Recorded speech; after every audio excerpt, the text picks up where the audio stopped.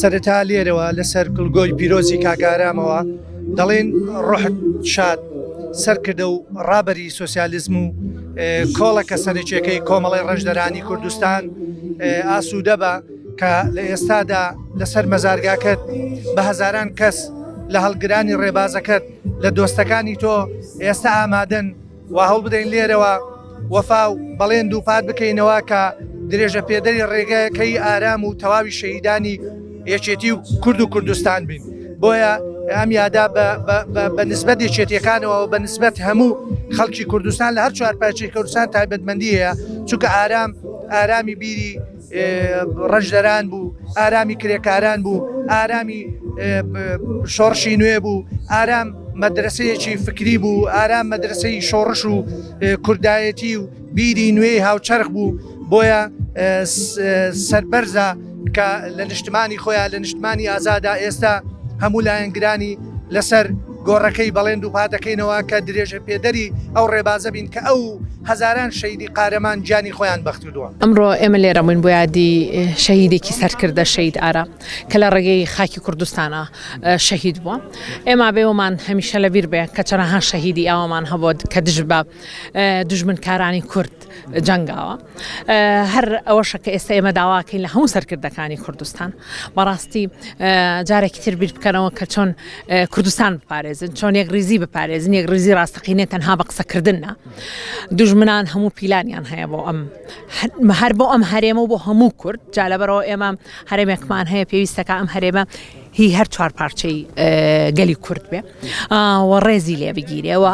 بە هەمان شێوە هەموو سەرکردەکانی تر پێکەوە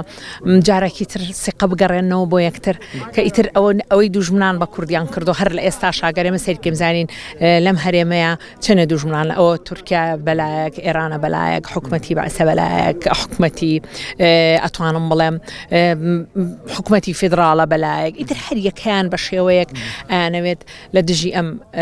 هەرێمە بن لەبەرەوە بێ هەمویان بزانن هەموو ئەو سەرکردانە بزانن هیچ کەسێ دۆستمانێت تەنها خۆمان نەبێ. بەتاکید یادکردنەوەی شەهیدەکان خۆی لە خۆیدا وەفاداریە بەرامبەر بە خوێنی شەهیدەکان و وەستان لە خزمەتی گیانی پاکی هەموو شەهیدەکانی کوردستان لە هەموو پارچەکانی کوردستانە خۆی لە خۆیدا دووبارە نوێکردنەوەی عەهدە نوێکردنەوەی بەڵێنە بۆ کوردایەتی بۆ ڕاستگۆیی خۆمان وەکو سەرکردایەتی یەکێتی نیشتمانی کوردستان وەکو کەوادری یەکێتی نیشتمانی کوردستان بۆ پەیڕەوکردنی ڕێبازی شەهیدەکانمان و بە تایبەتیش ئێمە شەهیدی وەکو شەید ئاراممان هەیە کە خاوەنی فەلسەفەیە خاوەنی فیکرێکی شۆڕشگەڕانی سوسیالیستی بوو و چەندین نووسین و ئەدەبیاتی هەیە کەلتوری فەلسەفی و ڕۆشنبیری و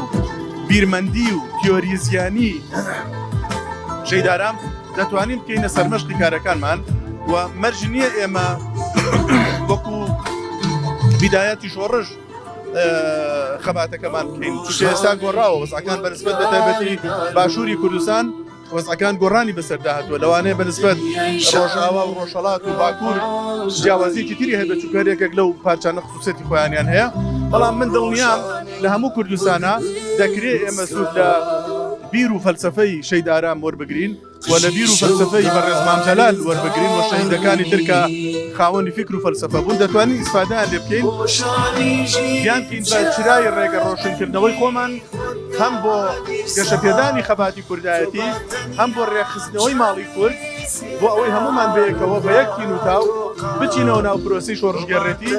و لەو شتانەش کە پێویست دەکات پرۆسەی حکومدارێتی و پرۆسەی دەوڵەتدارێتی ئەمە زۆر گرنگە هەمومان ئاگامان لە یەکتری بێ و لە هەموو پارچەکانی کوردستانیشە ڕێز لە یەکتری بگرین و حساب بۆ یەکتری